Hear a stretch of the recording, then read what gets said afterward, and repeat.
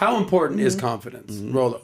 You need to be the man that other men want to be and other women want to bang. Pretty much. And exactly what you just said here.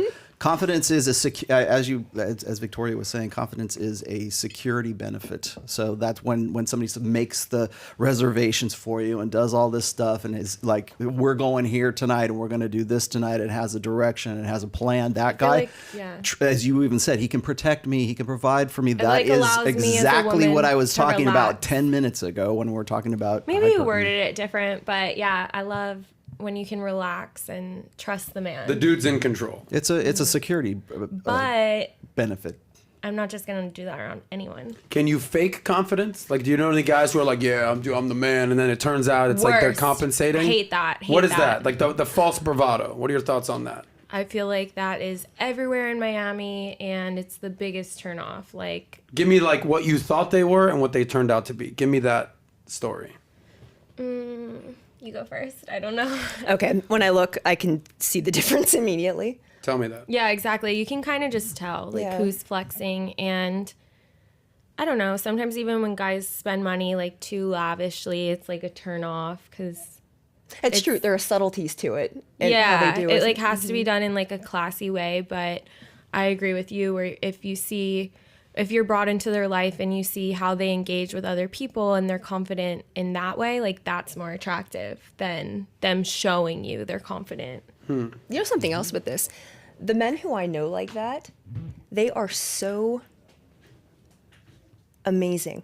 Their social skills are impeccable and they're polite to everybody. They're appreciative of everybody. They're just really top-notch individuals.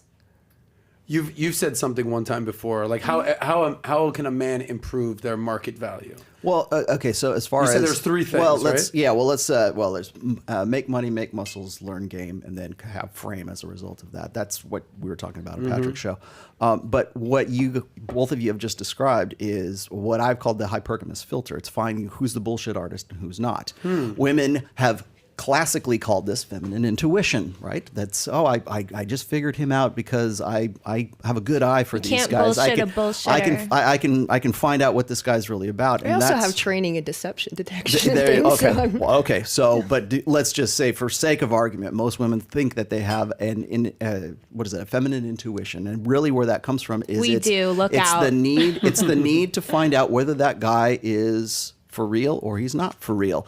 And I think that even shows like The Bachelor, for example, it's this testing, it's this constant qualification to see, is he the real deal or is he not the real deal? And that's why those shows and anything that sort of triggers that female indignation, triggers into that idea that I got to figure out if this guy is the real thing or he's not. And when women don't have that in their lives, they'll go and find it out vicariously through like a TV show or book, romance novels, whatever else, to find out, is this guy real or is this guy not real? Because that in our evolutionary past, that used to be a matter of life or death. She had to find the right guy, and if he wasn't the right guy, she could die. It was literally, even if she found the right guy and he turned out to be the wrong guy, it could be a matter of life or death. And so it's this sort of like innate wiring in women to want to be able to find out. That's why women are better at communication than men are.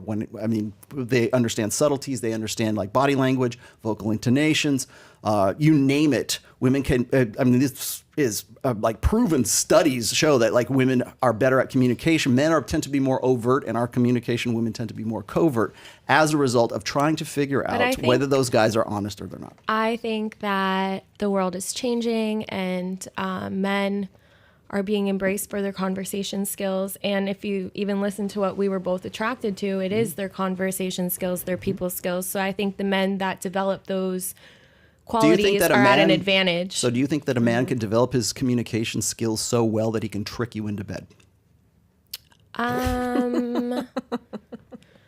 Yes. I think no, because maybe society isn't exactly what we're chalking it up to. That's called spitting game. Like a guy will I have something to say here. Go ahead, Miss Rebecca. Okay, this business about game. Yes. Do you really think that the woman doesn't know what's going on? And this is the part that is just painful. And this is why I stopped with men for quite a long time. I love the sex. I cannot stand the idea that you feel like you tricked me into something. No, not tricked. Okay. Tricked. Oh, no. Oh, my God. It was such a great game. It's because I have obviously no agency of my own. I had no idea what was going on the entire time. You were just so masculine. You were just so tricky. It's awful. But you want to take this one? Don't hate the player, hate the game. We wouldn't be talking about game in 2022 if it didn't have some validity to it. Yes. If there wasn't some way you could call it swag, you can call it game, you can call it pickup lines, you Charming, can call it charm. charm. Believe me, you can call turn it Super up Bowl trophies. Sure, you or can rings. a guy can turn up the charm and turn up the confidence if he's interested in you. He can turn like it's not stagnant. If a guy's like, I don't really give a shit, like for instance, my best friend who's like Don Juan DeMarco over here is always like, dude, I need you to like wing it up, like be my wingman. And if I'm into the girl, I'm like, hey, how you doing? You know, but if I'm not into the girl, I'm like, dude, you're fucking wasting my time. I'm gonna sit here with this fucking girl. But you know, I think that's so weird. So a guy I feel can turn up the charm if they're interested in you. So you might call it game, you might call it charm, whatever it is, but social skills. But I think same what her thing in and business, I are by the way. saying Is we're different. attracted to is the guy who's just genuine and all around that person. Like the guy who turns it on and off isn't attractive because we can see through that.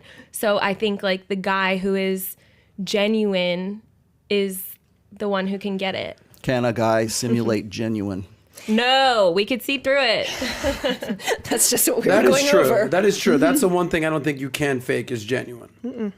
Okay, Yeah. so I mean, you can simulate a bunch of other stuff, but actually, like listening and caring and hearing what you're saying, like the one class in college that I actually remember taking that has served me well was a class called listening. And like the whole point of it was like, you've got one mouth and two ears for a reason. And when someone else is talking, don't just wait to say your turn. Actually listen, because that's how you'll have dialogue and that's how conversations will progress. You ever been to a carnival and you walk by the guy who will guess your weight or guess your age Of course. within a certain Yes. tolerance right there? That's called cold reading. Okay, what's So that? do you not think that, so people can, I mean, they make a good living off of it, right? I mean, you go and okay, I'll bet you $10 that I can figure out like what your weight is or where you're from even, like, or what's your sign, right? That kind of stuff. There are guys who are very good at cold reading. And what it is it's a skill that is developed over a course of being out there and doing it to the point where they and psychics can do this as well. It's like they can see what you're about, listening, right? Trying to figure you out, knowing what the commonalities are, and then being within that area of tolerance right there. So as a result of understanding and reading you, I know it's really insulting because women don't want to think that they're easier to figure out. But there are people who have that skill to read you and know what you're about. Good salesmen do it all the time. No, people really do have this skill. People definitely have that skill. I just, I don't live my life that way. So but I know people have that skill. Like a lot of people from New York. I'm not saying it's right or it's wrong. I'm saying there are people who can do that. And people who do it really well, however, you wouldn't know the difference. I think that you should never project your judgments onto a person just because like I just have a different belief than. Is it a judgment to say I can figure out you're 29 years old just because you're walking through the carnival? I don't want to go to the carnival. Where's this going? I don't know, but here, what I mean is like somebody can read you and understand stuff about you just by looking at you. You guys have just said this a minute ago. I can always sniff out a faker, right? Well, how do you do that? You have to do a judgment call to see that this guy is a faker. Am I right?